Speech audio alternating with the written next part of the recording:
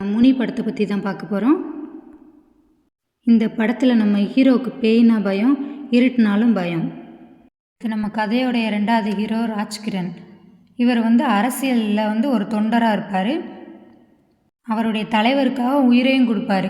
அப்போ அவர் தலைவர் சொல்லுவார், என்னை எப்படியாச்சும் ஜெயிக்க வச்சுருங்க, ஜெயிக்க வச்சுட்டிங்கன்னா உங்களுக்கு நான் என்னென்ன செய்யணுமோ உங்களுக்கு எல்லா திட்டத்தையும் நான் செஞ்சு கொடுத்துட்றேன், உங்கள் வசதியெல்லாம் நான் மேம்படுத்தி கொடுத்துட்றேன், எல்லாருக்கும் நான் வீடு கட்டி கொடுத்துட்றேன்னு சொல்லிட்டு எல்லாருக்கும் வாக்குறுதி கொடுத்து ஜெயிக்க வைப்பார். அதே மாதிரி எல்லா மக்களும் அவரை ஜெயிக்கவும் வச்சுருவாங்க. அந்த கட்சி தலைவர் என்ன செய்கிறாரு, நம்ம ராஜ்கிரனை வர சொல்கிறாரு. வர சொல்லி பணம் தர்றதா சொல்லி பொய் சொல்லி அவரை கூப்பிட்டு அடித்து கொன்றாங்க. அடித்து கொண்டு யாருக்குமே தெரியாமல் மறைச்சி வச்சிடறாங்க. ஆனால் அந்த கட்சி தலைவர் என்ன செஞ்சிட்டாரு, ஊர் ஃபுல்லாக போய் சொல்லிட்டாரு, அவனை வர சொல்லி பணம் கொடுத்தேன், அவன் பணத்தெல்லாம் கொண்டுட்டு ஓடி போயிட்டான், நான் என்ன செய்வேன், என்னை எல்லோரும் மன்னிச்சிருங்க அப்படின்னு சொல்லி நல்ல மாதிரி நடிச்சிடுறாரு. அந்த உண்மை தெரியாத ஊர் மக்கள் ராஜ்கிரனை தப்பாக நினச்சிட்றாங்க. இந்த உண்மையை நம்ம ஊர் மக்களுக்கு தெரிவிச்சே ஆகணும்னு சொல்லிட்டு இந்த ராஜ்கிரனோட ஆவி நம்ம ஹீரோ உடம்புக்குள்ளே பூருது. அப்போ தான் முனியோட ஆட்டம் ஆரம்பமாகுது.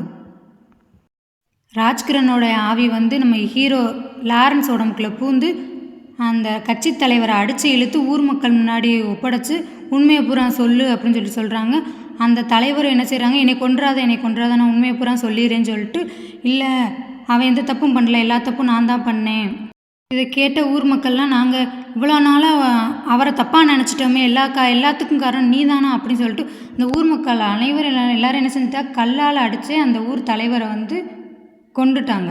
இதுதான் அந்த படத்துடைய கதை.